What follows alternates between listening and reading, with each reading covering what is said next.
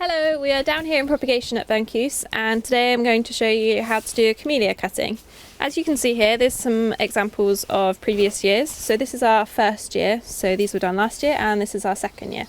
So what you're going to do, you're going to go to your bush and you're going to collect some cutting material, which will look very similar to this. So when you look at it, you can see that this is the old wood and this is the new wood. So what you want to do is leave that scar and cut just below it. So grab some secateurs and you literally cut just below this leaf. If there's no leaf, that's okay. You just want to cut below the scars. You tear that off and it's very simple from there. So you literally grab a knife, or you could do it with your secateurs as well. And you just want to lightly scrape away until you can see the cambium. So you scrape either side.